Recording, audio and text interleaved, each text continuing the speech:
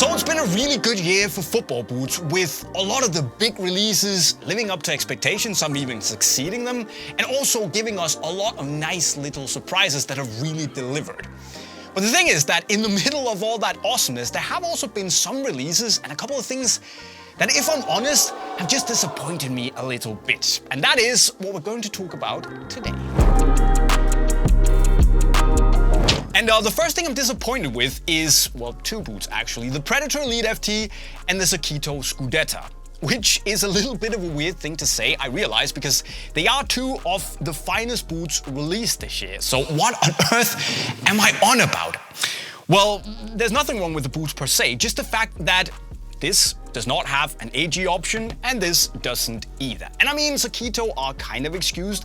They are a relatively young, small brand, and this is a new model, so it would kind of make sense, you know, for them to only release the FG outsole to see if the boot gains traction, and then they can spend all the money on developing the AG outsole. So it's fair, but it's still kind of high up my wish list for something I really want to see in 2025. On the Predator Elite FT, I think there are fewer excuses because Adidas also did not give us an AG option on the tongue version of the 24 Elite FT, and people wanted it. And since they've now developed a new AG tooling that's also on the F50, which is fine, and on the regular Elite, which is cool for me because I prefer this because of the lockdown, well, why not just slap it on there? It's built on the same last, it's the same boot, it's just easy, low-hanging fruit. Adidas. Why not? It would make a lot of people really happy. So, you know, unless something really happens, I'm disappointed with the lack of AG options.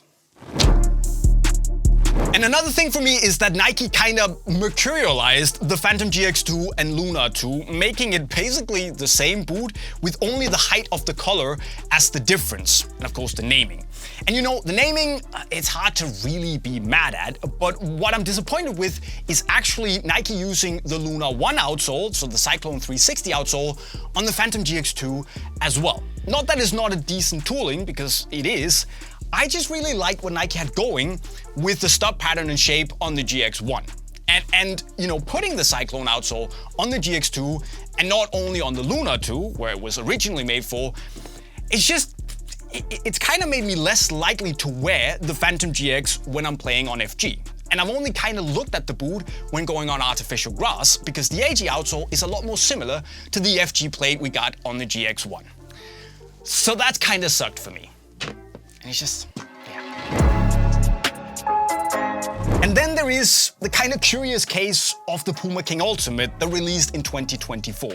Because while it is a big improvement on the previous King Ultimate, and it has a much better heel and does a lot of things right when you break it in, I just really don't feel that it's there, where we want it to be. This is the PUMA King. It's like a football boot stable. And I put it this way, right? If I am to compare this to a Legend 10, I would rather have the Legend 10. I would also rather have a New Balance 442, which is a problem because that is cheaper than this one. I'd also take the Copa Pure 3 over this one, and I'd much rather have the Copa Icon 2 and the Mizuno Mercurial Neo 4 compared to this one. And that's a bit of a problem that kind of sits on the bottom of that modern leather list, right? So, you know, it's got some things going for it, but for the King to really come back and be a super compelling option, I think it needs to be better. And that disappointed me. And then there's this, the Adidas F50 Plus, which frankly is a pair of laces away from being a really solid, standout, very innovative and really unique product that works if you're into that sort of thing. Now, personally, it's not for me because I like to be really close to the ground, but there's no denying that the double plate here and the Light Strike Pro Foam underneath the two sets of studs here, it works. It delivers this super responsive, very almost like forward propelling sensation when you push off in the ground. But the problem is that if you had a laced upper, you would kind of be containing the foot and really using that energy return from the technology in the outsole to its max potential. But by having a laceless construction, all of that energy return, it kind of fizzes out because there's nothing to hold the foot in place and use that energy return. Use that energy return. So that's the thing. The laceless upper kind of negates everything that's going on the outsole. It's kind of working against the technology here. And what's even dumber is that all the prototypes of the F50 Plus had lasers. So they had it, and then they... Jamen, det er så dumt, Adidas. Pardon my Danish, but yeah, it was so close. And speaking of so close, is the Vapor One region, which tops my list of things that disappointed me in 2024. And it feels weird to say, because when I saw this boot for the first time, I was like, yes, finally. And I was really looking forward to it, having it for a long time until I tried it as the potential best new boot of the year because I was expecting so much. And it's got a lot going for it. I mean, it's got the right box, it's got the right boot bag, it's got the little fold-over tongue, the little chrome hang tag is there, and it kind of looks like the original chrome lines from 2002.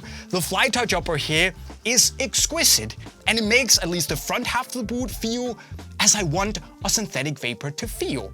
And it's nice to have the synthetic vapor back.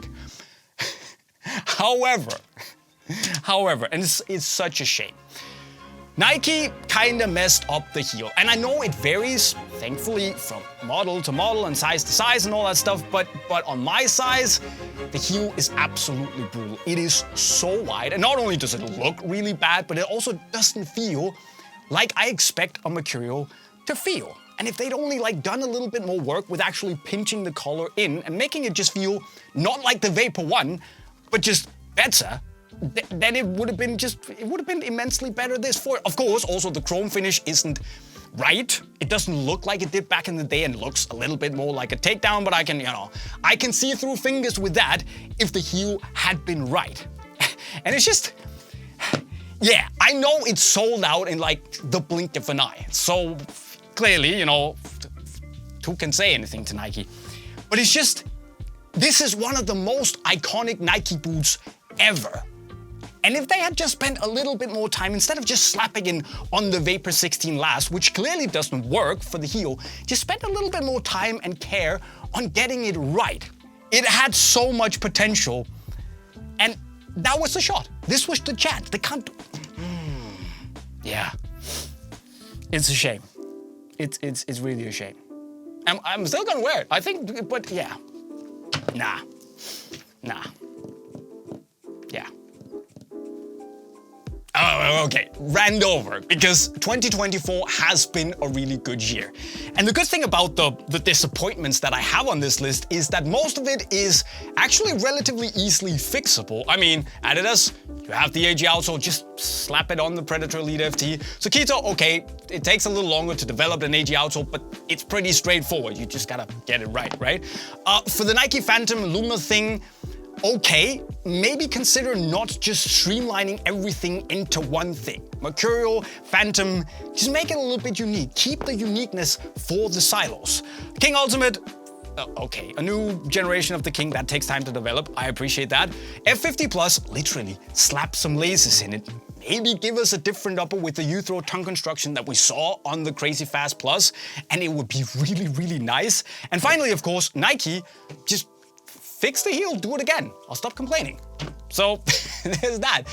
But are there any launches this year, any new boots that have disappointed you? Well, if so, you should let me know in the comment section right down below. But just remember that it's not all been bad. In fact, often it's been very good. So you should go and check out my list on the top 5 best new boots of 2024. And you can do that somewhere right down there. But if you want any new football boots to spice up the beginning of 2025, you can buy them in the link to Unisport right over there. Don't forget to subscribe to the channel with the notifications on if you want to see more of this. And with those words, I'll be signing off. Cheerio.